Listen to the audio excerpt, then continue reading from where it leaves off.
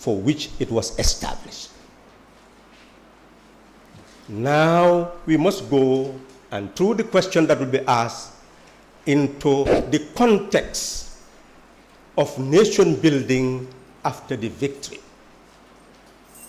Why did it take the shape that it did? 25th of December, prior to taking over on the 19th, we established the fact that the constitutional legitimacy was the primary objective to be defended. Electoral legitimacy, primary objective to be defended. We defended that through the impasse and stabilized the country and ensure a change of power through peaceful means. That is the second attainment of the strategic objective of the coalition, to ensure transfer of power through peaceful means. On the 19th, the president assumed office. On the 24th... Time, Honorable. Can I borrow 2 minutes and conclude? Yes, you can. Since then, we have seen that trajectory of a country changing without any looting, without any killing, without any war, no invasion by economic. They were received as forces of solidarity rather than force of invasion, as we have seen in 1981. Who on earth would say that the coalition failed in that respect? So all the objectives for which the coalition was established were actually attained. And finally, we had to go to the second stage, where the coalition needed another memorandum of understanding, which it never signed. If you want to know why it wasn't signed and the implications, the contradiction within the coalition, I believe that is what we are here to interrogate. But as far as fundamental objective is concerned, the coalition led the Gambia to change office to the ballot box in peace. Thank you very much, Honorable Sallah. We have gone through the first part.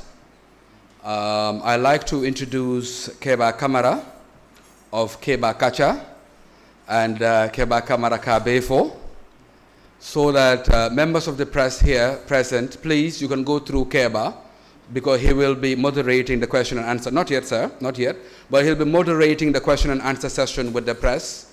So Adama, please provide him a microphone as well. But I think it is only fair that I give 5 minutes each so they react to each other's deliberations. Would this be fair, Honorable Sallah? Doctor? Very much.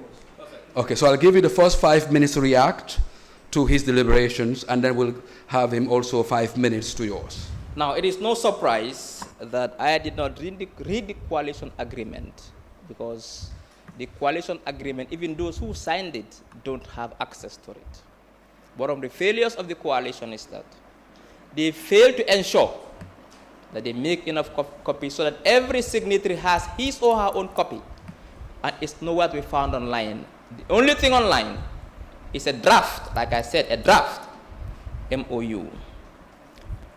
If you read Doy's Gonga, the specific objectives of the coalition are clearly stated, that it is 2 phases. So I disagree that it has achieved its goal by initiating peaceful change, but not going further to create the enabling environment for an election in a level playing field. That is not going to happen this election. We still have a president in State House who is still using the power of incumbency. There is no new constitution, no new electoral laws, no new civil service reform, no security sector reform. So how can we call that success? Yes, they've achieved one goal, getting into the tournament by qualifying through the primaries. but failed to do good, to try and get to the finals and win the trophy. So what does that mean?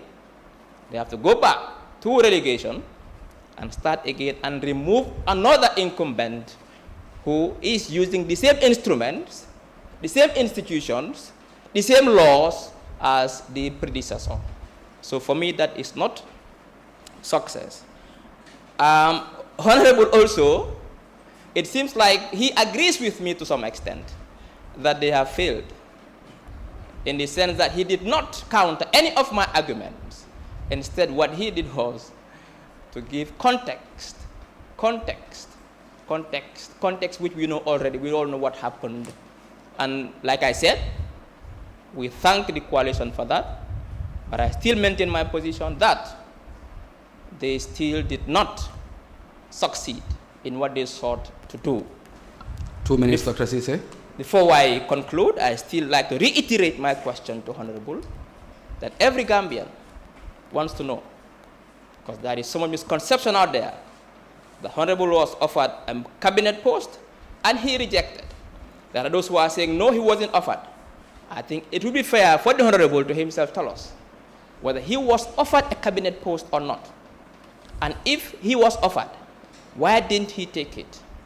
And if he was not and opted to go to the National Assembly, I think I really want the Honorable to answer that question for me. Thank you. Okay, I'll start with the question and then analyze further. 5 minutes. I have said that the coalition must be examined in context. We've seen the fundamental objective. We are looking at the secondary objectives. The secondary objectives emerge from the recommendations of the committees. Let me just give you an example. The Committee on Good Governance indicated that the criteria on the tenure of the office of the flag bearer, that's why it said that the flag bearer shall head a transitional government for a period of 3 years. The transitional president shall be open, transparent, and accountable to all during the transition. The transitional president shall respect the views and rights of the citizens. The transitional president shall not support any party during the transition period. The transitional president shall not seek for re-election until after the 5 years after the transitional period. The transitional leader must be a unifier, good listener, team player, and easily accessible person. Each contestant shall make pledges to respect and uphold all the conditions circumscribing his or her tenure as established by the coalition. So you can see that the coalition was being weaved in progress. Imagine meeting on the 17th of October and drafting all these documents. And on the 30th, within 2 weeks, you held a convention. From 30th October to 30th November, 1 month. 30th November to 1st December, 1 day. Within 1 month, 2 days, you change power that was mightier than any power ever established in the Gambia. So you can see the sequence of events. And therefore, what you saw here, or what you see here as recommendation, should, and where in a draft, there's nothing like a draft document. Something was prepared for us to consider, it was never considered. And all this were incorporated in it. And that should have guided the second process. That second process is executive power situated in the Constitution.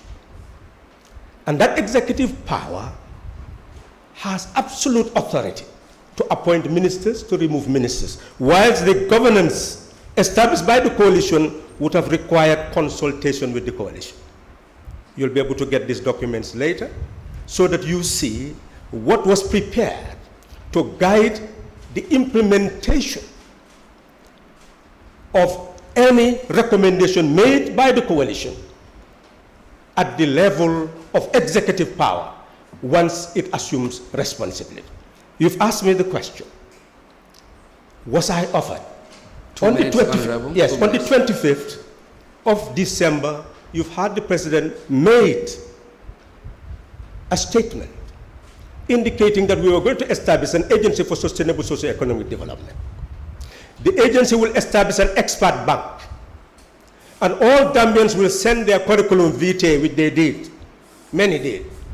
And from the expert bank, we'll create clusters of experts on all issues of national development. And they will make their recommendation, short, medium, long-term recommendation, before the President assumes office as a start. And those ministers who will eventually be appointed will rely on those documents to start the process of governance. I volunteered to head that agency. The documents were given to some members of the coalition to vet. Eventually, we had a consultant, pristine consultancy, go and ask the gentleman, to prepare the template to create the database for all Gambians and anybody else in the world who would wish to be part of that expert bank. Did that happen?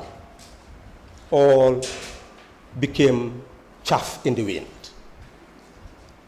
So do we say that is the failure of a coalition? Is the failure of the executive assuming office and beginning to run a government like a normal government? Eventually, it was not that came into being. It's the executive presidency that came into being. Thank you, Honorable. Thank you very much, gentlemen. I think the media is ready, but I'd like to fire a few questions to set the ball rolling. And I'd also like to propose, as many have also asked, that at the end, each of you may choose a local language for closing remarks, perhaps use it to summarize if you may. Honorable Sallah, is this reasonable? Doctor? It's reasonable. Maybe 5 to 10 minutes in the end, so somebody will speak a Wolof or a Mandinka somewhere so that we'll carry the general public along. Dr. Ceesay, my first question to you is, a dictatorship ended by the coming together of these political parties. We've seen the setting up of commissions. We've seen the National Human Rights Commission. We've seen the Truth and Reconciliation Commission. We've seen reforms and change. And in fact, media freedom, proliferation of political parties. Will you not attribute all of these to success of Coalition 2016? If yes, yes. If no, 2 minutes. Well, no to some extent. No to some extent. The TRRC is yet to be ready. We are waiting. If the TRRC's recommendations are not fully implemented, it has failed. The Janet Commission's recommendations have not been fully implemented. There is still fiscal indiscipline in this country. They suggested and recommended for 28 people to be expunged from the civil service. For taking part in sleaze, they are still serving in government. So therefore, the selective manner of the implementation of the Janet Commission, and also the things that the Janet Commission recommended have not been implemented, so that's a failure. As we saw recently, when we received these so-called COVID organics from Guinea-Bissau, a government official went to the central bank to withdraw 2.1 million from the counter, and the statutory limit was to be $100,000. So it means that for that has failed. Media freedom. It's the media that fought for it. Gambians voted. The coalition cannot take credit. That is why I think leadership has failed in the coalition. Let them come out and take responsibility as well, so that we know that, to be honest, they've taken responsibility that it has failed. But to be honest, I don't attribute the freedom to the coalition. Gambians came out to vote, and they voted out the dictator. And it was not only the success of the coalition, it is the success of every Gambian. So I wouldn't attribute that success to the coalition. Thank you very much, Doctor. Honorable Sallah, a lot of fingers are pointed in your direction to say, you designed such a beautiful document, the coming together, unbelievable that this was possible. You guided, you molded, you've written, you've spoken, you've calmed the public, you participated, only to withdraw your support and participation after winning. That, in fact, many say, is the reason why it's not fully implemented, the objectives have not been attained because of your lack of participation yourself. Yes, no, 2 minutes. I believe we must distinguish before you establish a government and after you establish a government. The coalition is pre-government and post-government. I have made it very clear that the coalition ceased to exist once executive power was assumed. You started to have a normal government. That is the reality. And when you have a novel government, the president will consult, the UDP will consult all the other parties, PPP, etc., and say, I'm offering you this ministerial post. If they accept, then that becomes their post. Then to look into all the provinces, people with the expertise, and appoint them as ministers. That's executive presidency.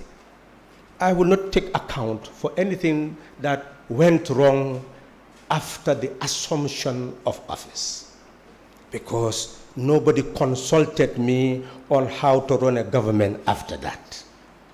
That is the point. Secondly,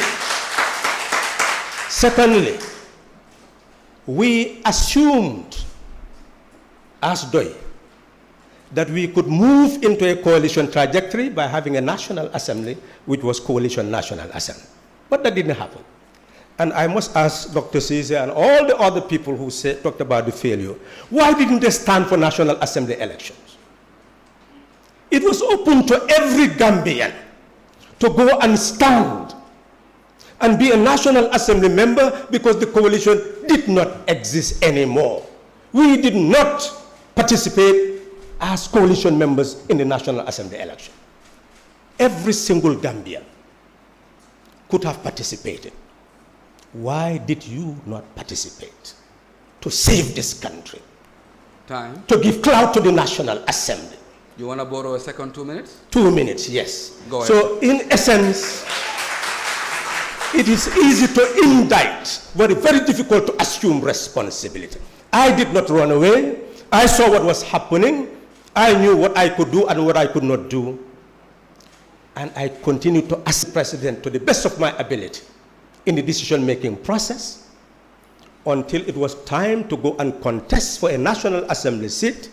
And I went and contested because I knew that in that National Assembly, this is where we are going to serve as oversight, to continue to expose what is wrong and show what is right. It is now left to the executive to accept what is right and abandon what is wrong, failing which I can now stand and say, this is an executive that needs to be changed. And I will have the moral authority to say that. Now I have moral authority to say, this executive needs to be changed, there is need for system change, and nobody can question me. Thank you, Honorable Sallah. Dr. Ismaila, everybody, well, not everybody, I'm exaggerating here. A few people had said, well, Dr. Ismaila Ceesay himself is a product of the success of the coalition 2016. He's standing here today as head of a political party, which may not have existed if Jammeh was still president. What do you say to that 2 minutes? How many parties were registered when Jammeh was in power? A few. GPDP was registered when Jammeh was in power.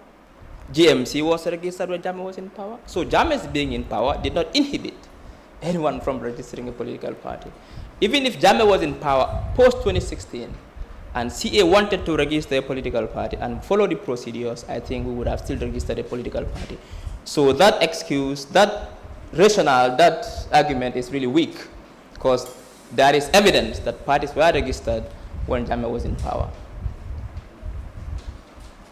That's it. Honorable Sallah, a lot of people also are saying, I'm sharing a lot of opinion here today, of course, that if you had any opportunity now, you, and by extension, DOI, may not consider coming together with other parties as a result of the failure and disappointment that you may have experienced in 2016. Yes, no, 2 minutes. 2006, I was made a NAT coalition candidate. Upper Salum, Lower Salum was supposed to be handled by some of the NAT members. One went to the UK, the other, after we fixed its transport, decided to move to the APRC. So if it is just sabotaging the progress of DOI, that should have been the end.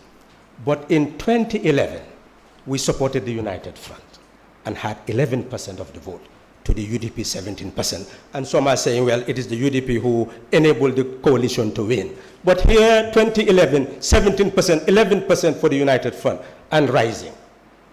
So essentially in 2016, if you follow how the elections went for the candidate, I could have protested. You've heard all the coalition leaders saying, Dr. Ceesay is saying that yes, a party has been registered, but where was the GMC leader when we were establishing the coalition? Where was the GPDP leader when we were establishing the coalition? All had left the country. This was not a safe ground for genuine multi-party contest. That is the reality. Let's accept that fact. The coalition has changed, has shifted. You see, development is not always planned. Sometimes it can be spontaneous. Sometimes it can be incidental. What is incidental to the change is not the plan that some of us had.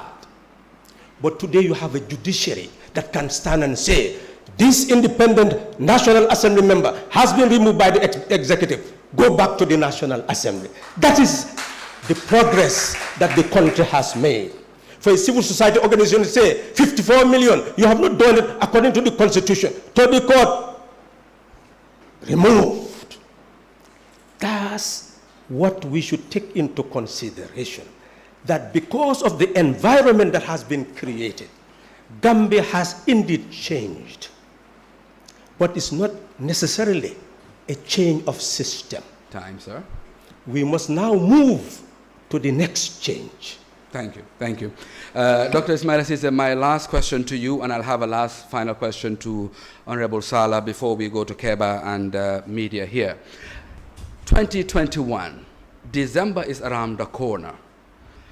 Will you, via Citizens Alliance, consider coming together with other like-minded political parties? Seemingly 20 presidential candidates or more. We have 18 registered. We have 2, 3, 4 independents considering. Are you imagining forming some sort of an alliance, some sort of a coalition for 2021? Well, we at CA don't believe in forming alliances just to remove an incumbent. We believe in being part of alliances that will bring change, sustainable change. Removing the incumbent is one job, like I've said. Changing is another. So we'll have to consider those things. The agenda must be right and genuine. The framework must be right. Policies and platforms and visions must align. Then maybe perhaps we can start discussions. But for now, we will not engage or take part in any coalition just for the sake of changing incumbent and replacing that incumbent with another incumbent, and yet there will be no sustainable development or change in this country. Thank you.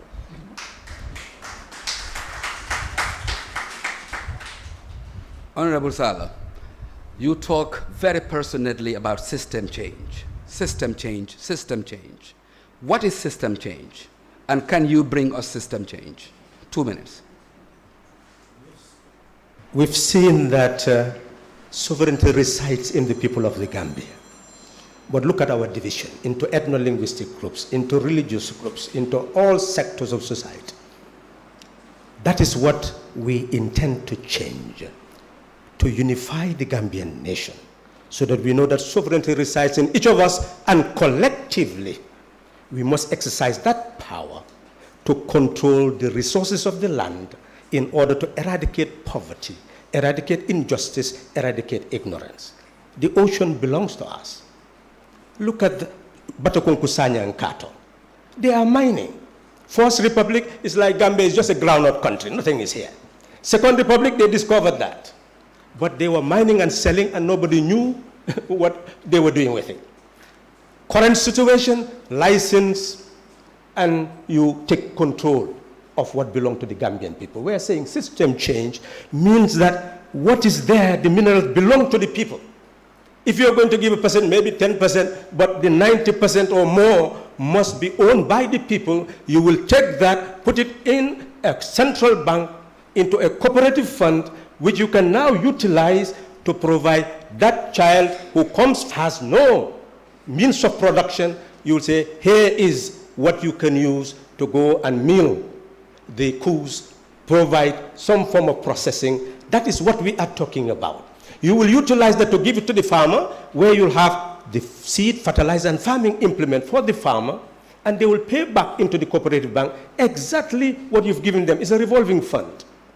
We are saying that you move to the person who also want to buy those goods to market, so that in doing so, the cooperative bank will give them with the means to be able to do the purchasing so that they'll be able to sell. We believe that that process will create a Gambia owned by the people, resources owned by us. Thank you, sir. Now I hand over the baton to Keba Kamara to coordinate with the media. Everyone can ask a direct question, not longer than a minute, not more than a question. And then you can ask a direct question. First question must be addressed to Dr. Ceesay. Second, to Honorable Sallah, and we will do it that way. We will not repeat or continue to ask one participant. So we'll pass the baton, ping pong, to each. So first question must be addressed to Dr. Ceesay. Thank you very much, Mr. Drame. We've also seen some party militants here. I'm not sure whether they are allowed to ask questions. Absolutely. I think everybody here should be able to, but let's prioritize media. It's a media event. Each media house, one question. Yes, sir. Should not be more than 1 minute. Yes. Those are the rules. And not more than a question. And Thank must you. be addressed to Ismaila Ceesay for the first one. Thank you. Keba is coordinating. It's his choice. Second question. Okay, thank you. Thank you very much. Yankuba Jallo, Foreign Newspaper, sir. Sir, you have faulted the coalition for not taking steps to take the matter to court to enforce their agreement. When the Supreme law of the land, the Constitution, does not provide any base to compel someone to resign. So what would have been, why should the coalition take their agreement to court when the Supreme Court gives the president 5-year mandate? The 5-year mandate is guaranteed by Section 65 of the Constitution, I believe, which says that the president has a mandate of 5 years. But the same Constitution, Section 63, also gives the president the latitude to resign anytime when he wants to resign, and that will not violate the Constitution. So the idea was that there was an agreement that was signed that became a contractual agreement. So therefore, I see no reason why that could have not been tested in the courts to see whether there was a breach of contract by the person who did breach the contract. That has nothing to do with the Supreme Court. It's very clear. If President Barrow had decided to resign after the 3 years, serving for 3 years, he would not have violated the Constitution because there are provisions that you could resign as president.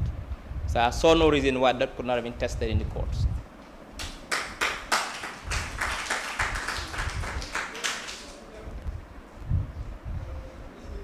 Lady?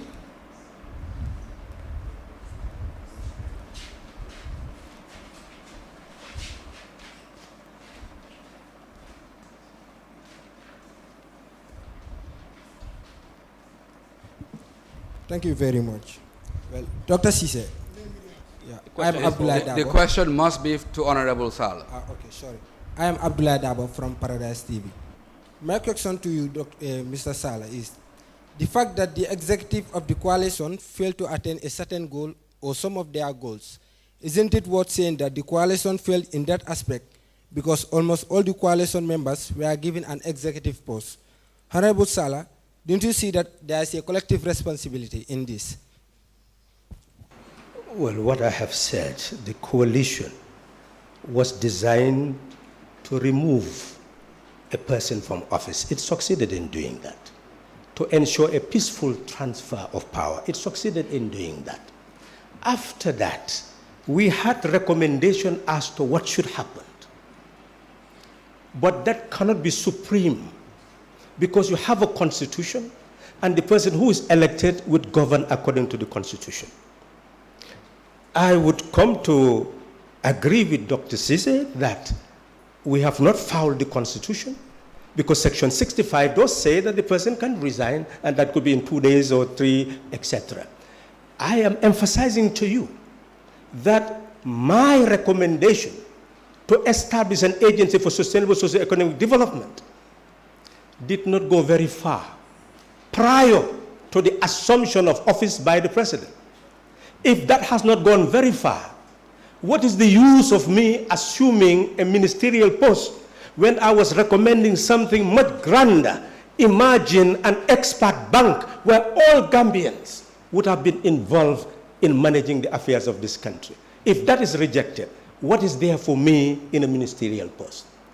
The president would not give me a ministerial post, would not offer me a ministerial post, because I was his spokesperson. I had to demand for something. He would not know what I want. But I have to look at the situation and see what was going on. Would it have been moral for me to demand from the president that give me the position of vice president? Many people were saying, this is the man who should be the vice president of the country. Would it have been moral for me to actually demand for that position? What position should I have demanded for? What position should he have given me? I ask you people. But that president knows that my motive, which I declared to the Inspector General of Police when I went there after the victory, that the president, the incoming president is under threat. And you are the people who must defend the outgoing president and the incoming president. That for me, I told the Inspector General, he's still alive. That for me, I have no vested interest, because I will never be a minister in this government, because I wanted moral authority. Thank you.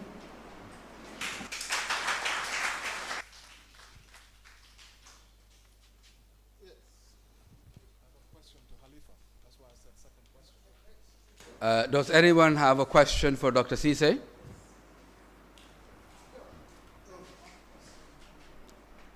Here.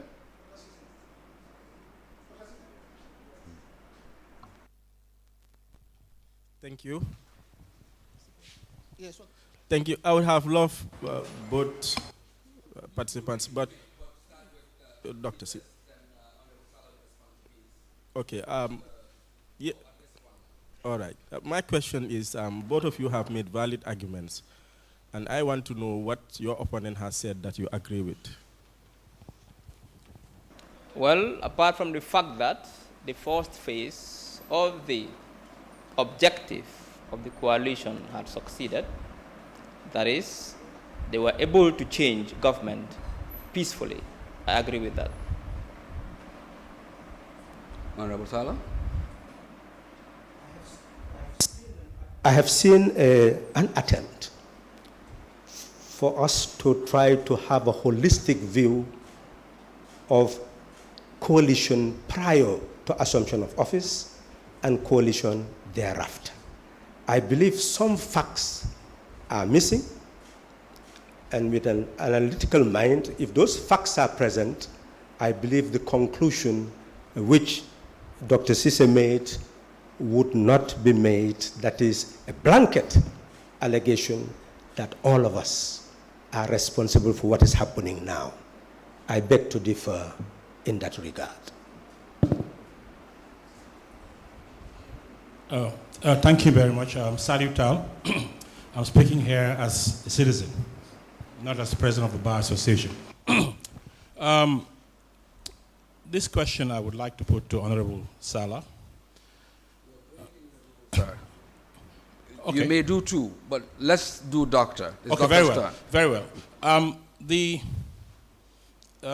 doctor said that the coalition should have tested the courts by perhaps litigating over the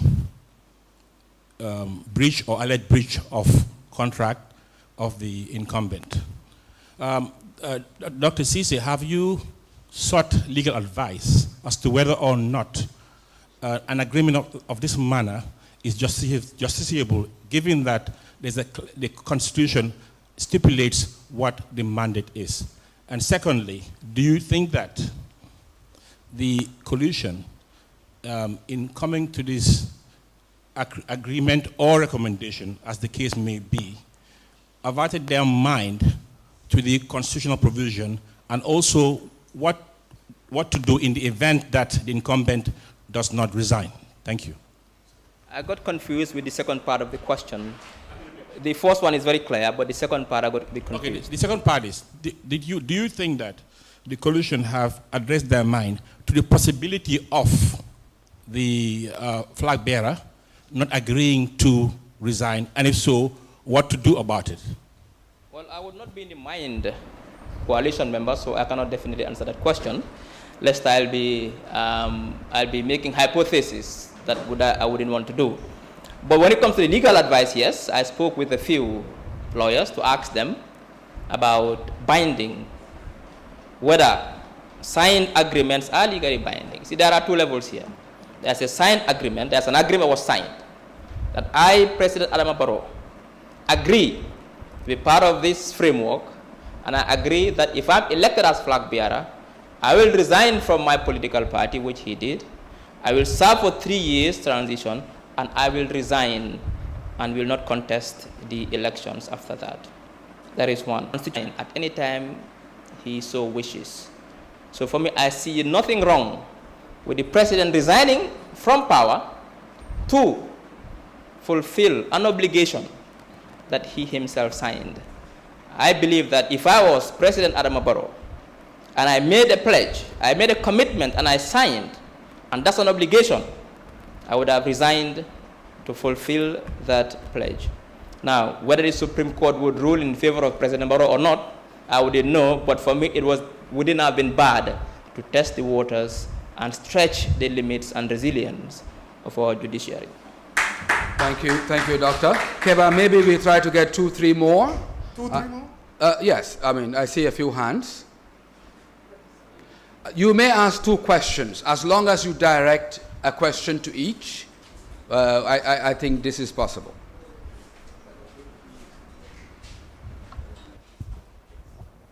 Thank you very much. Yusuf Taylor for Guynarco News. My first question is to Halifa. You made a very controversial statement once. Regime change. There is no system change. Doctor has highlighted that the second part was the most important part. My question to you, Honorable, are you now saying that regime change, which brought through President Adama Barrow, is the ultimate success? My first question. Then to Doctor, we've seen Honorable Halifa has tried or attempted to run for president for a number of times and has not been successful, but he has gone into National Assembly.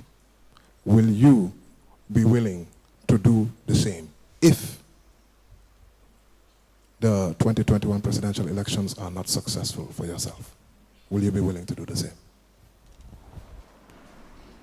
Honorable Sallah first. Correction, when you say I've stood a number of times, I don't think that is accurate.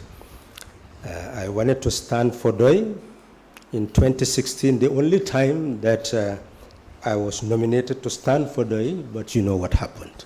I have never been a candidate of Doi, and Doi has only participated in 3 presidential runs. And that was 1992, 1997, and 2001. Since that period, we have been promoting coalition building. You've mentioned that I made a controversial statement. I don't know what is controversial about that. We see the poverty in the country. Go to the market now. What is the price of meat? What is the price of rice? What is the price of food? Is that system change? How many people? Over 500,000 young people come out of our school system every 12 years. What is the possibility for them to get work? Is that system change? I emphasize that the coalition was not designed to ensure system change. It is a transitional instrument to shape the Constitution, shape the institutions, carry out the reforms so that we have a foundation for a leap forward. That was the objective. Even that objective has not been attained. My argument with Dr. Ceesay is that he is putting the coalition as a continuous organ for government. I am saying there was discontinuity after the assumption of executive power. That's my argument. And that discontinuity must be seen to be responsible for what is happening here. And I am not part of that. That's my position.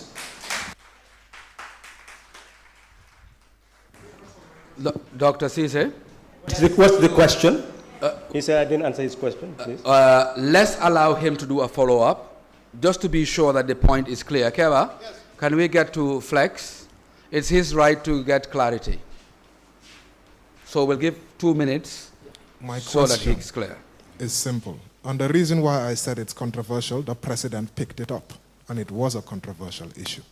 The question, are you now saying that regime change, which brought through President Adama Barrow, is successful? That's what I'm asking. That's precisely what I'm saying. That you had Jammeh here. We removed him in peace. That's what I'm saying. That's successful. What bigger success is that? 52 years. Your country had never changed through the ballot box. This was the first time in history for your country to change through the ballot box. You said that's not successful? That gave you a starting point. That's why the media is here today. You know what was happening during the impasse. My friend is here, Mr. Tal. He knows what happened. Gambia has decided. What happened? No, it's not about what you say. This is the mediocrity. Who will stand against arms? It's not about running away. The issue is that there was a desire to emphasize the change that had occurred, but the might of the state was still in the hands of a transitional president. And we changed that, and he left in peace. And that is what we must appreciate. Dr. Ceesay, would you want a repeat of the question, or you're okay? No, I think the question is very clear. Go ahead. Is there an assumption that if she doesn't win the elections, that whether I would be ready to go to the National Assembly? Well, I wouldn't be in a situation to make that decision now. My focus is on the presidential elections, and that is what I'm working towards. So I cannot be aiming for the Premier League and start thinking that about relegation to the championship. So how many more questions, Mr. Durrani? How many more questions? I think we still have time, so please, let's get a few more questions in.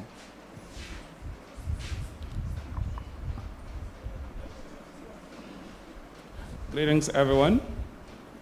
I have a question for Dr. Ismaila Ceesay. I see him giggling when Halifa makes a statement about the Gonga, which is the economic corporate model of DOI. Mr. Sallah, Honorable Sallah made it very clear that the public sector is the one mandated, according to their vision, to be the trustee of the wealth of the nation. And through the corporate model, the public sector or the state would be responsible for the marine, terrestrial, and atmospheric resources of the state. Yes, very direct. I want to know if this corporate model of economic operation has been successful and could align with your economic model as a party, and what are the gaps in terms of differences? Thank you. So there are three questions: whether it has been successful, whether it aligns, has different variances, depending on the level of the intervention of the state, whether its cooperative is operating within a centrally planned economy or within the context of a free market economy. And if I understand the DOI's Gonga, they are building a productive corporate base, which will be obviously facilitated by public enterprises. Therefore, I think the Honorable can correct me if I'm wrong, it's about the state, a centrally planned cooperative system. Where we differ is that we believe in the power of the private sector.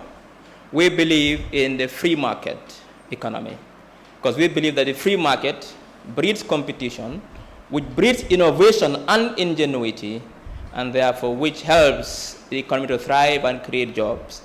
We believe that global capital is necessary because today we live in a hyper-economic world. The person who attracts, wills, and spends global capital wisely will be in a position to transform their societies in a very short period of time. So therefore, we don't mind having a cooperative system, but not within the framework of a centrally planned economy, but within the framework of a free market economy. That is why the differences are. So you could call CA, perhaps, socialist-oriented, insofar as the distribution of national wealth is concerned, in accordance with the principles of fairness and solidarity. But how would we generate that wealth?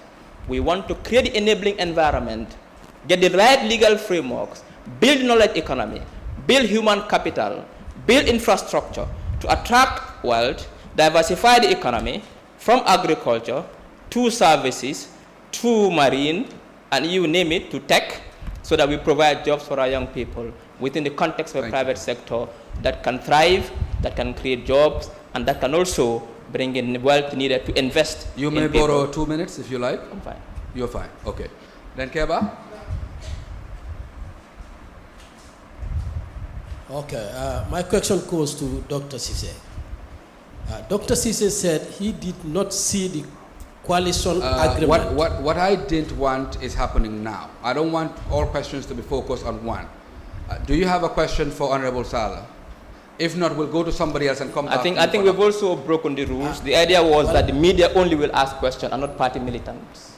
Oh, that's okay, between party militants and ordinary Gambians. Let's stick to the rules, Haruna. Let's go back to only media. Only media. I don't want to be accused of anything, because we've laid the rules ahead of the debate. So let's stick to that. Only media. I think, Keba, you would recognize everybody from a media house. So media houses want to ask again. Is that possible? Well, if a fresh hand is not up. No. If a fresh hand is not up. Are there some fresh hands that didn't ask before? If not, then we'll go back. Can you please stand up? We're not seeing the person. Yes. Please. Good evening, everyone. My name is Fatou Samba. I work for the Gambian Talents TV. And my question goes to Honorable Sallah. A lot of people say you are generally angry, and that is why you are responding to every single question that people talk about you. Some people say you are childish to respond to every individual who says everything about you, including ordinary Gambians, and that will delay your process. A leader, let's talk the talk, walk the walk, whilst others talk. What is your response to those who believe that Halifa Sallah, when elected into office, will be busy responding to every Gambian comments made against him instead of working? Well, I believe I think you said 2 questions. I think that is what democracy is all about. Let's go. Let him respond, and then you may ask Dr. Ismaila directly right after his response. If leaders are not responsive to the questions of those people they lead, I don't know what type of leaders they are. If they think that they are above the people who elect them, I don't know what type of leaders they are. If those who are led believe that their leaders are above them and they should not raise questions and debate for people we have, we are building a sovereign country with a sovereign people. People who know that leaders are not rulers. They are servants of the people. And they must answer to their every question so that they are clear on who they are supporting and for what. So those people who make those statements are entitled to them. I do not argue with opinions. I respect them. Second question for Doctor. All right, Dr. Ismaila, the question is, you made 10 promises recently to the Gambians, and this is what you said. how do you intend to fulfill this agreement? President Barrow and the coalition, some coalition government officials or some coalition members made several promises to Gambians, and they did not fulfill it. I think he knows there are 10 points. Yes. So we want to know whether he will just make promises just like anybody and without fulfilling it. They said 3 years, and the 3 years is not fulfilled. Well, I will not make 10 promises if I know I cannot fulfill 10 promises. If I had known that I can only fulfill 1 promise, I would have made only 1 promise. Because I know I can fulfill the 10 promises. That is why I made 10 promises. Thank you.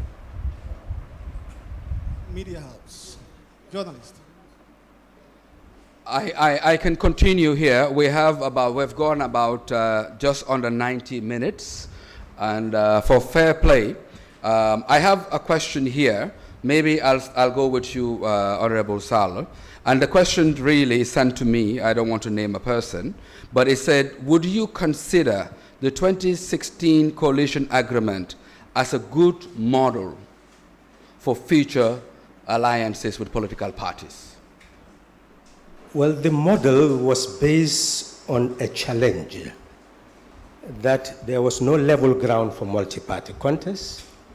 There is no second round of voting. If you have constitutional reform where you have second round of voting, well, it means that all parties will be able to participate, and then coalitions can be built on the basis of who is the front runner after an election. But where you do not have a level ground and the incumbent is becoming more and more entrenched, then of course Coalition 2016 would be a model. But where you have a second round of voting, that would not be the case.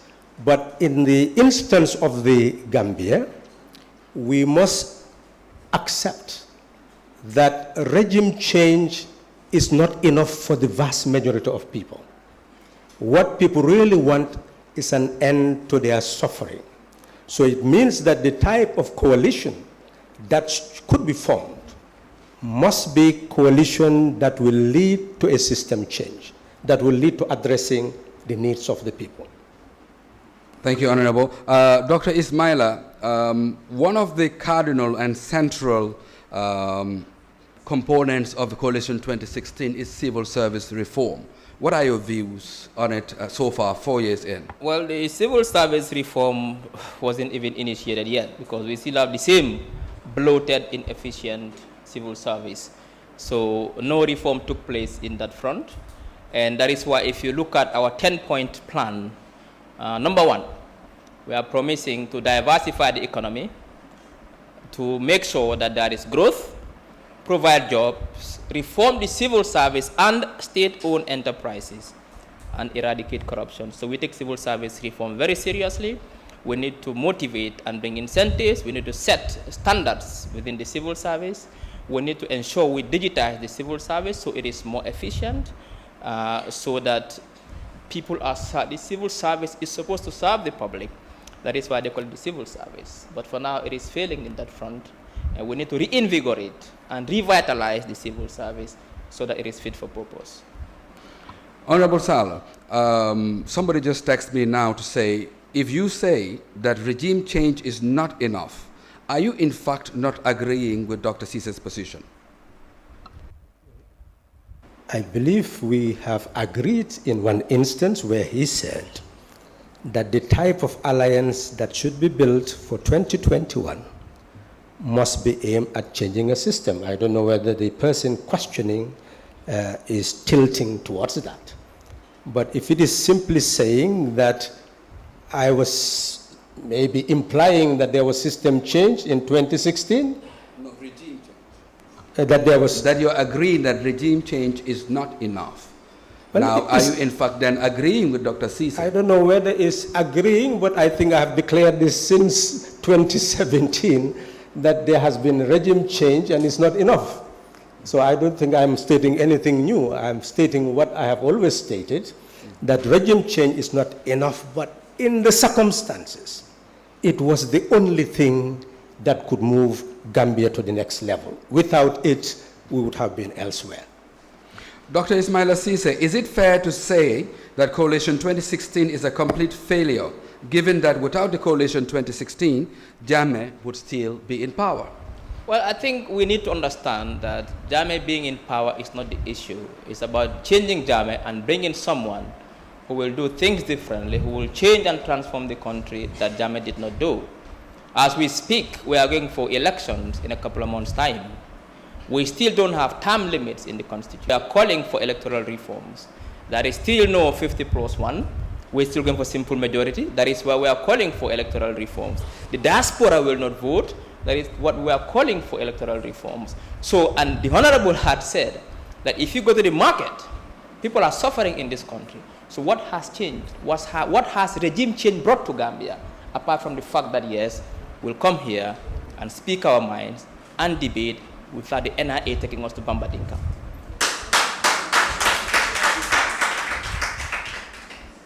Now, you may ask, Flex, we will come to you. I think Flex wants a question. But you may ask each other a direct question. Honorable Sallah, would you have a question that you want clarity on based on his... Yes. I was surprised when he said that the civil service is bloated, meaning that the objective is to reduce it. Because what I have seen is that we do not even have the type of civil service that can currently address the challenges. Look at the hospitals. How many doctors, how many nurses? Look at the number of qualified teachers. Look at the number of... I don't think we have enough people who should render service. And the type of economy he's talking about, it leads to contraction, economic contraction. And it leads to retrenchment of civil servants, because you are not building the productive base. Where will he get the money to run an enlarged civil service? He does not know where to get it.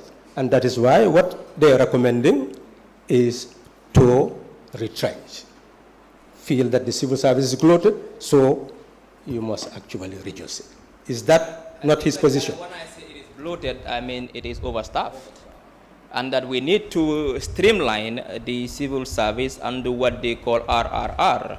We retrench, we retrain, and we reintegrate. Because now what's happening within the civil service, we still have people called messengers in the civil service. We still have drivers in the civil service. We need to reform it so that some of the services that the civil service need, especially in the offices, can be served by the private sector. Why have the paramilitary guarding the public installations and not giving it to private security firms?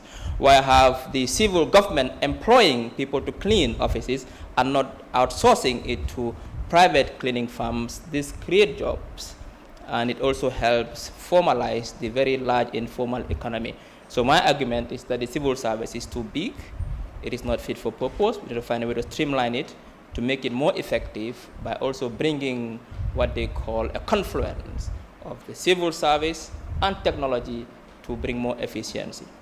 Does that answer the question, Honorable? Well, it doesn't. I'm in fact wondering. The issue he mentioned is that you will retrench, retrain, and then put them back there. So it means that... Reintegrate means that take them to other places where they can be more productive. So the problem is not because it's big, it's because they are not trained. You believe that you need further training. For clarity, are we talking about quantity or quality? That is what I'm saying. I think yes, that's the issue. Let's find a convergence Yes, here. that's what it is. If it's bloated, are you saying it's so many incompetent people? Not incompetent, so but some people who are not serving any purpose in the civil service must be removed from the civil service and they train for other sectors. There are other sectors that need people. Today, as we speak, in our 10-point plan, we made a pledge that we are going to provide 100,000 jobs within 5 years. Now, the Gambia has the potential to tap the power of the services sector. If you look at the Gambia's position, it is strategically located, similar to Djibouti along the Red Sea, just that Djibouti is inside Ethiopia, and today they are one of the most vibrant maritime service industries. Now, Gambia today, we can bring innovative solutions and new products to really increase tourist arrivals from roughly 200,000 to 1 million tourists. Is your issue here about quality at the same time? and the numbers, both of them. We need quality. So that we is need to number train and equip and qualify. Of course. So because it's and supposed to then serve also cut the numbers down and send a lot of people to the private sector. But that is why we are saying civil service reform. Does that answer your question, Honorable? Overall.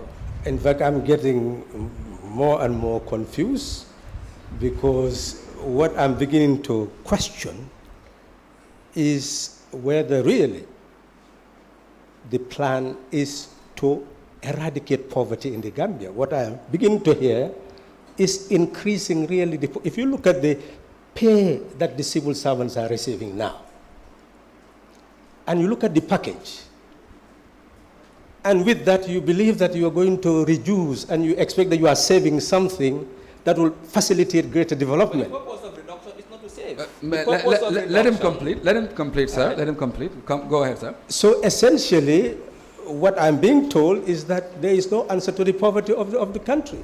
And if that is added to the whole issue that you are bringing a free market, where is the free market in the Gambia? For 56 years, every government aimed to build a free market. How many people are actually earning to have business in this country that can employ the type of population that he's talking about? Where is the free market in the Gambia? Can I ask a question to the Honorable? Yes. No, you may answer. You may answer. Where is the free market?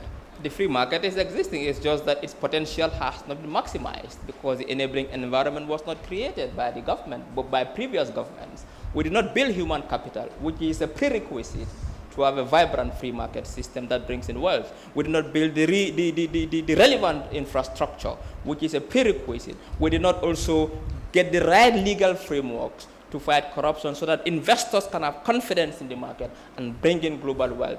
So you don't blame the free market for that. You blame the ineffective, corrupt, and inefficient governments for that, and not the free market itself. So where will these people invest when they come? Do you see the land? Are they going to invest in land? Well, there are many sectors. Investors like which sector, for example? Services sector, in the agricultural sector. Service, you already have AfriShell, you have all these telecommunication system. There is communication, give there us, is tourism. Let's allow him to respond. Yeah. There is tourism, there is tech, there is banking, there is insurance. So the service sector is not all about telecommunications. You see, the service sector is a sector which employs very few because of high tech. Any efficient service sector will not be talking about increasing employment. It's not a sector that employs. It's a sector that relies on technology. It replaces human beings. That is the reality. So the service sector is necessary. The private sector is necessary, but the private sector in this country cannot grow to a level where you can have eradication of poverty. The difference between Gambia and Sweden and Norway, etc., you had a private sector that blossomed to a point that you can tax the private sector in order to provide for those who are not employed, in order to provide for those who have more children, in order to provide those who are elderly, so you can provide social welfare. But the difference between those countries and this country is that we do not have a private sector to tax because they are already overtaxed. And you cannot do anything to that private sector to be able to provide what you need to deal with poverty. So what we are saying is that yes, you have consumption-based welfare for countries that have big private sector to tax. But you must have production-based welfare for countries that do not have that. And that's why you must have a cooperative bank in order to provide that resource that the farmer needs, farming implement fertilizer, so that they will be able to. That's the type of what we'll do. Doctor, we'll give you 2 minutes to respond. We'll give you 2 minutes to respond. So we conclude this, then your question to him. Yeah, 2 minutes to respond, then you ask your question. But he owes me a question. He asked me a question and I answered. No, that's what I mean. Yeah. All right, okay, you will take 2 minutes now, so that we'll conclude this point, and then you'll ask him a direct question. In my 2 minutes? No. After your 2 minutes, you can ask him a direct question. All right, that's fine. Yes. What I'm trying to say is that the system that he's talking about, that Doi is talking about as in the Gonga, has been tried elsewhere and it has failed. I think the system that they are saying is a repackaged communism communism of the 21st century. It cannot work. It has not worked. It has failed. Countries that are able to transform their societies within a very short period of time relied on the expansion of the private sector and attracting global capital. The Rwandas, the South Africas, after apartheid, Mandela himself, who short period of time, is because they were able to. Norway is why poverty is eradicated in Norway, because that money is sovereign national wealth. That is what is meant by sovereign national wealth. The type of logic that you have is not based on fact. It's based on fiction. Because if you look at the countries you have mentioned, where the Soviet Union, all these countries, those countries are still prospering to a certain degree because of shock therapy. Based on the conditions, from communism to based on the foundations they have established. Allow him. Because based on the foundations they have established. And now those foundations had failed in certain respects, and as a result you can see the impact. But it is very clear that whether in the Middle East, in the Arab countries, whether in Norway, other countries, in the Scandinavian countries,